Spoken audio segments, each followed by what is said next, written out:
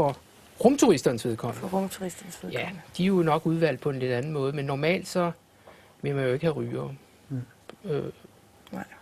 Nu kan man jo sidde her og tale om det her sådan for sjov, Ja, men det er jo alvor.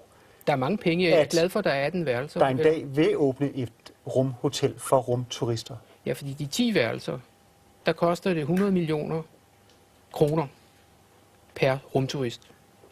Så det er jo 1 milliard. Så det er jo sikkert en meget god indtægt. Så det er rigtigt. Det vil være en god forretning. Og det er også noget, man ser på ude i fremtiden. Altså det første rumhotel.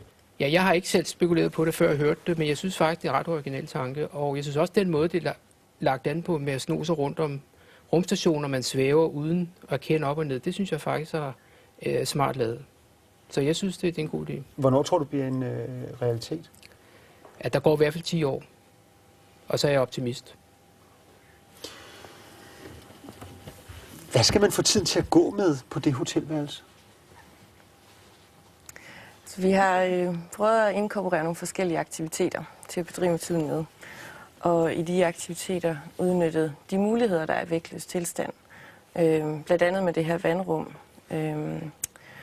Så har vi også prøvet at tænke et møde mellem astronauter og rumturister, fordi det kunne måske også være interessant for astronauterne med besøg fra landjorden, så de ikke føler sig alt for isoleret og får en alt for triviel hverdag. Og der er der blandt andet et vækstlaboratorium, som også skal fungere som et grønt område, et rekreativt område for turisterne, og hvor de så også vil have mulighed for at følge med i nogle af astronauternes forsøg på planter. Jeg tænkte på sådan noget med at læse en bog. Ja, det kan du sagtens.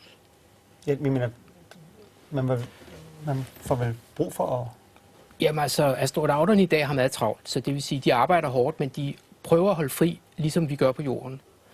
Og dels læser de meget, men de bruger også meget computer, altså PC'eren, hvor de får tingene op. Men de må have private ting med op og få det frem og tilbage, sendt frem og tilbage. Så de må godt have en god tyk bog med? Jeg ved ikke, har I jeres interviewer astronauter stødt på, at de har haft tykke bøger med? Jeg har hørt det, men jeg ved ikke, om det er noget, de får med. Jeg ved ikke, det kræver muligvis en særlig godkendelse, i og med at hver kilo er så, det er ret dyrt. Er så dyrt. Men de har lov at tage en vis mængde private ting med. Ja. Og den bog, de 2 russiske sømænd anbefalede, det var altså den her, som jeg er gået lidt i gang med. 12 stole af Ilf og Petrov, tror jeg, det udtales. Jeg skal lige høre, når man så er færdig med at læse oppe på jeres rumhotel, så skal man jo sove. Hvordan tror du, man sover på jeres hotel? Altså, jeg tror, man vil have det godt med, at man kan relatere det til at sove, ligesom man gør på jorden. Fordi jeg tror, det er svært for dem at vende sig til at for eksempel sove med hovedet nedad, eller ja, bare svæve rundt. Så jeg kunne forestille mig, at de vil sætte pris på, at man ligesom arrangerer noget for dem, som minder dem lidt om, hvordan det er at sove derhjemme. Jamen, det er rigtigt. Altså, jeg ved ikke, om I har stødt på det, men de har ligesom sådan nogle soveposer, de i. Det er dels for ikke at svæve væk, men også fordi de skal føle, der ligesom er noget om dem. Altså, man vil gerne ligesom have ligesom en dyne eller et eller andet, der rører ved en. Men jeg har faktisk snakket med en del af astronauter, der synes, de sover bedre i rummet. Altså mere afslappet. Og jeg kan også sige, at jeg har målt på nogen, hvor jeg har målt blodtrykket, mens de sov.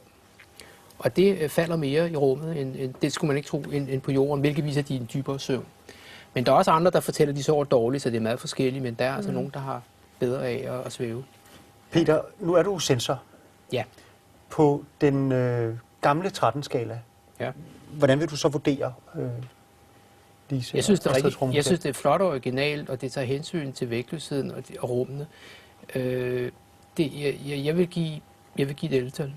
11? Ja. Det er meget flot. Det er fornemt. Ja. Det er den. Tak for det. Og så vil jeg slutte af med bare at læse et lille digt fra den her bog, som er skrevet i 1945. Og det er altså hovedpersonen, som skal til at falde i søvn og ligger på floden. Er det ikke en flod, Volga? Jo. Ja. Og siger så de her ting op imod stjernerne. Han ligger og kigger op på stjernehimlen. Forlad mig ej. Jeg er ikke mæt endnu. Se, morgentogen ligger tæt i kløften. og stjernerne på himmelvælvet står blegt i morgenrødens skær. Det vil han så opleve 16 gange på jeres hotel. Tak for nu. Tak for det.